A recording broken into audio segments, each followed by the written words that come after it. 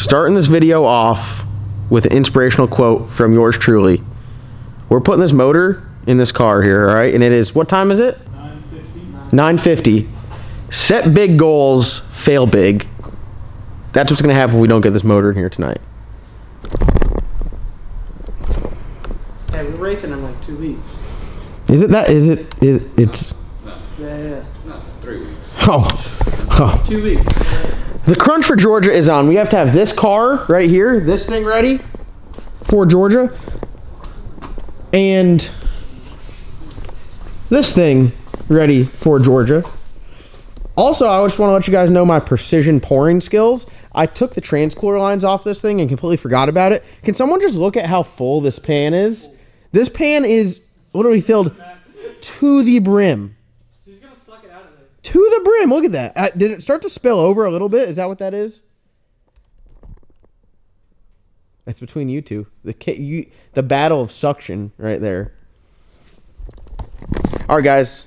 I just said we have a lot to do, and that is an understatement. We have a very lot to do. We got all this stuff, plus Slick Rick stuff going on, plus Storm stuff going on. We got our rodeo coming up this Saturday, the 4th, LS Nasty, starting at 9 a.m. So if you guys are interested in doing some of the training stuff, the first link in the description below is to the rodeo. So we're going to do a storm training rodeo here, get you guys all up to pace on all the storm stuff, what we do, get you guys trained up, and it's a great money-making opportunity for you guys. If you're interested, if you're in the area. If not, send me an email. I'll put the flyer on the screen here. You can email me, john.recovery@gmail.com. We can get you signed up.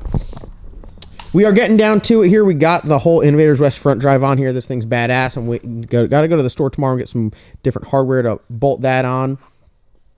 Other than that, we're good to go. Going to get the oil pan on. We got the rear cover on. Once we get that on, flip it back over, put the rocker arms on, valve covers on, stick it in the car. Oh, before we do that, we got to put the motor plate on, the oil pump on, the headers on. Now that I'm thinking about it, we have a lot of work to do on the stand, so we might as well get to it. All right, y'all. Actually, a lot to do on this guy here. As you see, we got the engine turned over. We got to mess with the rear cover on there. It's a pain in the ass to put the rear cover on the engine stand, but we get her on there. Got the guy scraping some RTV off of the headers.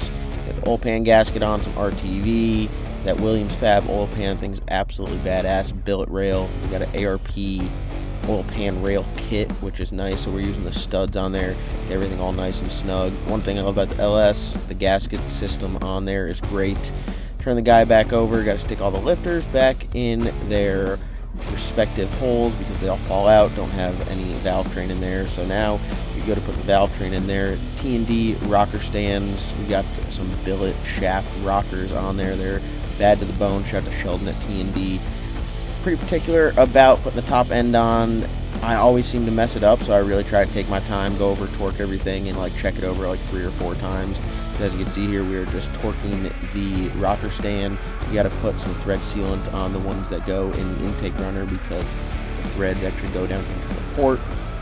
A lot of little stuff you really got to pay attention to here, and this is something where I've tried to rush through it before and mess it up. So as you see, I go over and torque them over quite a bit.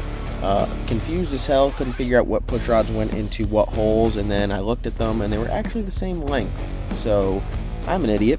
We got all the push rods shoved in there. I do all of this with the valley cover off because I want to make sure that the push rod is in the lifter completely.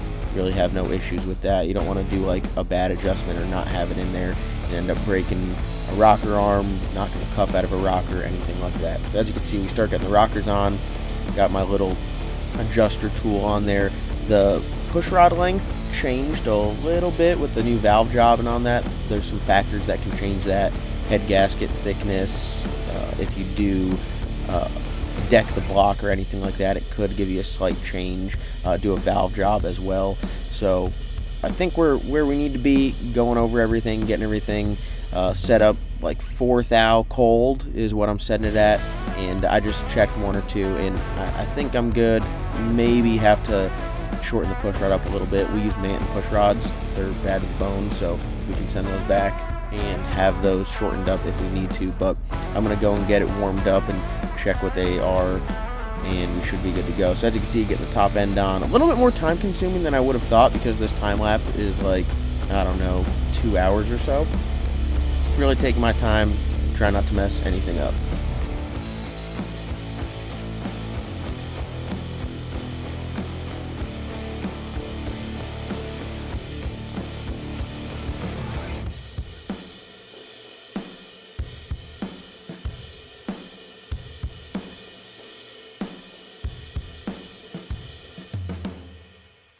All right, guys, we are just plugging away here. Didn't I say we set high goals? I said that, didn't we? Yeah. Put this guy right up there. You got bolt? No, not yet. I'm just mocking it up okay. because I forget how it all goes. All right, hold on. And I think I think I put some bolts in between there, some washers. I think that's where the washers go. I want you to grab 2 bolts. We'll start them up there. No, I want you to hold it there with your bum elbow the entire time. Yeah, I broke my elbow. I have all of these, which I don't know where they go. So this is like, I'll be honest with you guys, I took this thing apart way too long ago, and I didn't take any good notes. I think like a button head screw goes there, don't you? I don't know. I would just put a bolt in it to hang it there for now, so I don't have to sit here and hold it. All right, let me. Oh yeah, let me start down here, so you still have to hold it after I put a bolt in. All right, get it. What's flush? All right, we have some major. This is where we're running give me a some bolt. slight issues. Here's your bolt. Let me. So there's some stuff here that's not ideal as far as configuration goes. There's some things that are ideal that we've upgraded that work really great, like this Innovators West front cover. The old pump drive stuff, I had like a bunch of washers and stuff. I swear I took pictures of it, but I think I've changed phones since the time I took this apart. And I really should have like saved them. Which is a real shame because your phone still sucks. Yes. I really should have saved them because this is a custom made bracket deal for what we have going on. The spacing's not quite perfect, and we've been like shimming it with washers, but now without the right washers, the shimming is not correct. And you need to have it 100% square, because if the belt is crooked, it'll just walk the belt off. And this belt's kind of important because this is your fuel pump drive, and this is your oil pump. So you lose the oil pump, that's not good. It's going to be a bad day. There's nothing on these belts that capture it. Like, there's nothing that retains it, so it's just like pure alignment. So I think before, I want to say before the balancer and the front cover kind of held it in there, but now we're going to have a little bit extra room. Don't you agree? Let me go ahead and tell you something right now. What?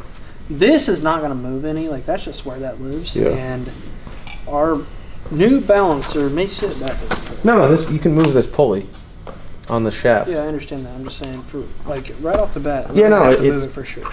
It is. My concern is we need to make sure that this is perfectly square. So if there was a washer here, that would change it. You know what I'm saying? Like, if I think maybe there was just like a few in here and there. Show it to him. Oh, we gonna crank it? Show it to him. This is how we're starting this thing from now on too. We got her on there. It looks pretty straight to me. I might it's very nice. This is a Jones Racing Products. I like this stuff because it gives you like the exact part number and everything on there. I'm gonna call them and see if I can get a wider pulley. A wider pulley, a pulley that's twice as wide, just to eliminate any issues. I think we're good back here. I don't think there's enough room for it to even fall off the back. Do you?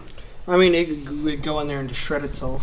What I might would do is see if they make a little bit bigger of a belt and then have a bigger pulley here. That way, it will never be able to come off of the crank gear. I mean, the way we checked it is we slid this pulley out, put a straight edge on the inside of it, and then brought it up to the balancer. It sits flush on the balancer, sits flush against the pulley. It pretty much just freaks me out with how many G's this thing pulls. I mean, this is pretty tight. Like, you check these, you want to make sure that they have some good tension on there. Normally, you can set the tension. This one is obviously in a fixed position. We set the tension with the washers, and the tension on this, I mean, feel that. I mean, it feels pretty good. Yeah, you can get a half. I mean, pretty much rule of thumb for pretty much any belt is you can get like a half of a turn out of it. You can basically stand it vertical, and it's perfect. Yeah. So we're good there. Really, next up, we're going to get like the motor plate on. We already trimmed the motor plate for the Innovators West belt drive. We'll get the headers on. At that point, we'll get it off the engine stand. We'll put the flex plate on there, and then it's ready to go in. Once it goes in the car, it's a very quick process. The wiring harness goes on, lays underneath the intake, goes on crook. Nothing new. No.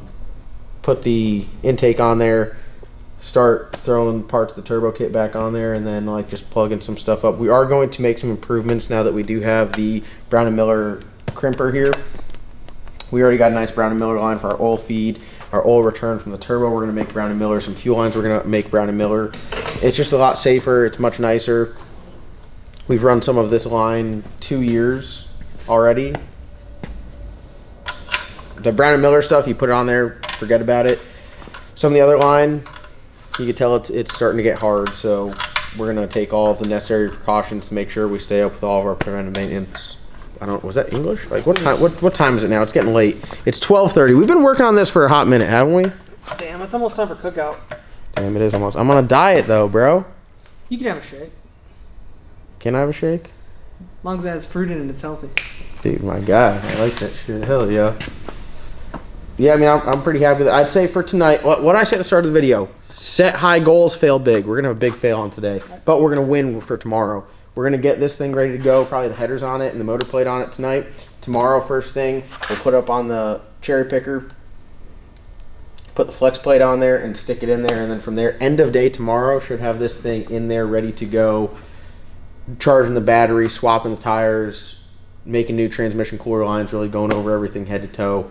Making sure we got to put a new Race Tech seat in the Black Sheep. That's like something I'm very excited about this year. Is I'm going to be running a Race Tech seat in the Black Sheep. So if you guys haven't checked out Race Tech, I don't know. What do you guys live under a rock? I mean, come on, what the heck, man. Slowly but surely getting a Race Tech into everything. Yeah, it's for. I mean, really for safety reasons. It's pretty tough to beat the comfort and safety that a Race Tech provides. If you have one car, it's a no-brainer. Put a Race Tech in it. If you have 12 If cars, you have 12, it's a little bit tough. but we're still doing it. Yeah, still happening. Also, let's just talk about how badass the Black Sheep engine looks at this point in time. We went from junkyard truck motor with an external oil pump to full-blown race engine. It's just crazy how much power this thing makes with stock LS7 heads. Yeah. I mean, this is big dog. Roof, roof. Hit him with it. Bark at him, Mason. Let him know. Bark at him. What do you think, CJ? It's tough looking. Looks like a race car motor. 390s? It's possible. That's 390s? Cast block, cast head? that's the goal. Let's start with 4.0s. Yeah, let's go 4.0s first. We've been at 412, so we're like knocking on the door. There you go. Isn't it crazy how much difference there is between A 4.0 and a 390? Yeah, a hell of a lot. Yeah, I don't think people understand, like, that's a big jump. I mean, you go from a 5.0 to a 490, it's not that much of a difference. Yeah. You go from a 4.0 to a 390, and that is substantial. Yeah, I'm just finding bolts everywhere. I have no idea. Let's just go over there to the titanium stash and put titanium ones on it. We have titanium bolts that would go in the water pump. Yeah, they're all the same. Dude, I'm not a big LS guy, okay? Cut me a break. Your whole life. I'm not a big LS guy. I mean, we gotta just take it easy. What are you now? I'm a damn horsepower guy. It's 140. I have to be back here at like 8. Tomorrow, I say it all the time. I say it like in all my videos. I'm like, I'm just gonna get wrapped up on some admin work. Well, tomorrow I'm actually trying to get wrapped up on it. I have to send like 3 invoices out and pay like 10 people, and then everything I got is just racing. So I'm excited about it. So I'm calling it quits tonight. Did not get the motor in the car, but look at that thing. That thing is tougher than a $2 steak. Should I give him a walkthrough on this setup? Yeah, go ahead. How much better does it look now that it's like all this shit's on there? All right, so we'll start from the top down. We'll give you guys a quick rundown on what we got going on here.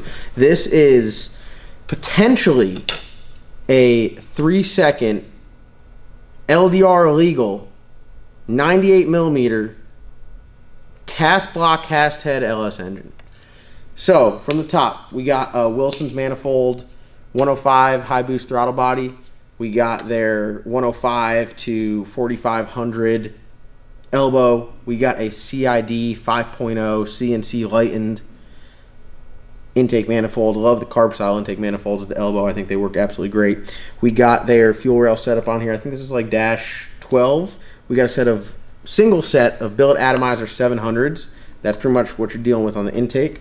Underneath these valve covers, we got a set of steel T&D rocker arms. We got a set of Isky redline lifters, some Manton push rods. You got a badass set of custom spec'd out TCAM Performance, spec'd like the most sick nasty set of valve springs for a hydraulic roller profile cam. We're still running the hydraulic roller black sheep camshaft in here. We did not switch over to a different custom solid roller cam. This is still a hydraulic roller camshaft. We're just running a solid roller lifter on there. We got a set of Dart Pro 1 LS7 heads. Nothing crazy. These are actually like off of like a NASCAR ARCA series car, factory CNC porting, nothing crazy. TCAM did the valve job on it. It's got like a different valve that they use in all the NASCAR stuff, but titanium valve, so that's badass. Obviously, as you can see here, we got a Innovators West belt drive on there. We're using their magnetic pickup deal here. It's the HOLLEY cam sync. We're using the HOLLEY crank pickup, which I don't have on there right now. And then we got an Innovators West 6 3/4 inch balancer. So the race balancer, no serpentine drive, just the timing marks with the 12-1 wheel on there. That's absolutely badass. Now the block is a Dart LS Next, fully skirted aluminum block. It is fully filled with concrete. It is a water block, but we don't run any water through it. We're on methanol. We run it just complete concrete in the block. It's got a set of Wiseco pistons that are coated by line to line. Wrist pins are also coated by line to line. It's got a set of brand new MGP rods, and it's got the crank that was in this motor before, which is a it's a Cali's Ultra Billet crank.